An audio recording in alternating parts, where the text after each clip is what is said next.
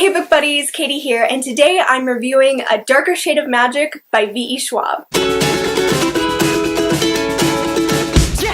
This book has gotten so much hype on BookTube. I'm sure you guys have all heard of it.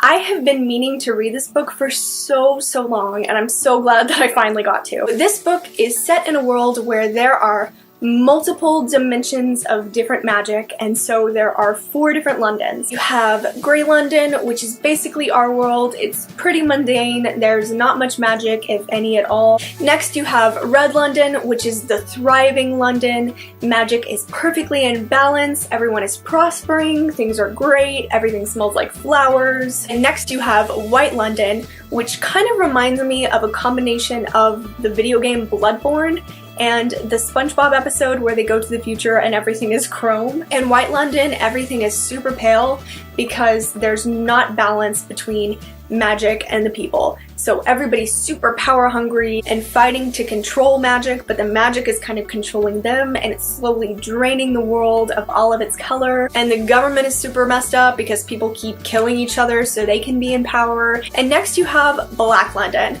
which is completely cut off from the other 3 because the magic in this world has run rampant and it's messed up everything. Black London has fallen into complete ruin.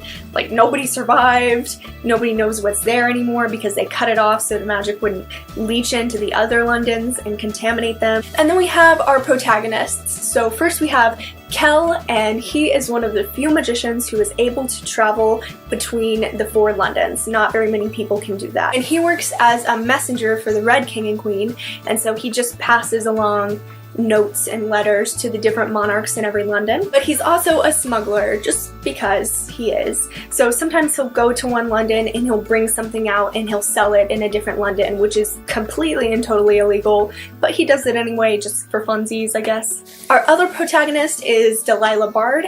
She is a Grey Londoner and she is so cool. She wants to be a pirate, but she's not yet. She's just a pickpocket, and she's really cool, and she's morally grey, and she's from Grey London. I really like Lila a lot. She's a badass. One day, Kel and Lila meet up through some circumstances, which I'm not going to tell you, and then just chaos ensues. And it was a lot bloodier than I was expecting because Kel uses blood magic, and so obviously there's a lot of blood. So I'm a little squeamish. So there were some scenes in this book where I was like there's this one scene where this person drinks this other person's blood in like a goblet, just sips it. I really see why so many people like this trilogy. The world is awesome, the characters are great, it's a really good book. However, I gave it 4 stars instead of 5. Now 4 is still pretty great, but I didn't give it 5 stars because some things with just the writing were kind of annoying to me and distracted me as a reader, and when I'm reading a book and I'm distracted by the writing mechanics, it makes it harder for me to enjoy just the book in and of itself. So first, sometimes her writing is a little bit redundant, and when I say that, I mean that so she'll mention one thing and then a couple of pages or sometimes even paragraphs later, she will mention it again. For instance, there's this one part where she's talking about how this one particular pub can be found in every single London, but it has different names. And so she says, Kel was talking to this man in the pub called Stone's Throw. And then she goes into a short paragraph about how this pub is in every London, but with different names. And then she says again, this pub was called Stone's Throw.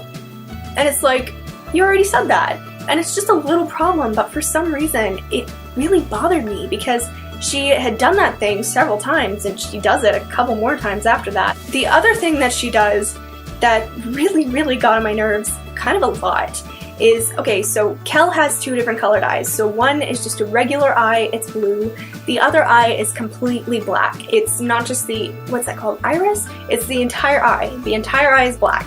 And that is important to the story, and it's a defining characteristic. And so it's good that she tells the reader that he has 2 different colored eyes. And it's okay that she mentions it more than once.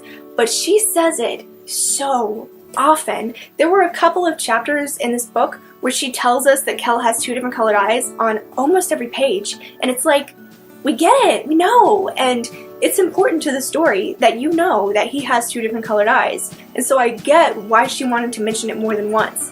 But there is a balance, you know, and you have to trust your reader that if you say it once, maybe twice, your reader is going to remember that he has two different colored eyes. So telling us every couple of pages that he has two different colored eyes gets really grating and really annoying because we know he has two different colored eyes. And the last thing isn't really a critique, it's more just something that I noticed, and it's that this book feels like a standalone. So it ends in a place that feels like an ending. You know, most series, each book has its own little problems, but then there's the overarching conflict, and so each book solves the little things, but there's still the big thing.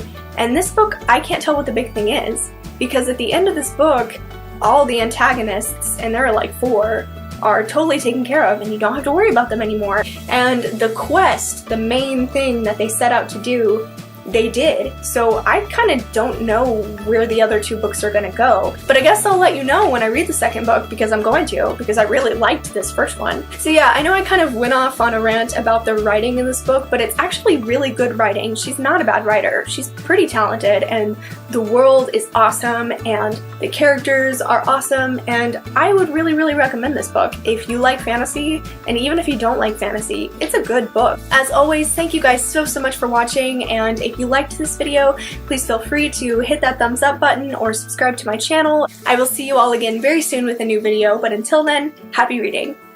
Bye!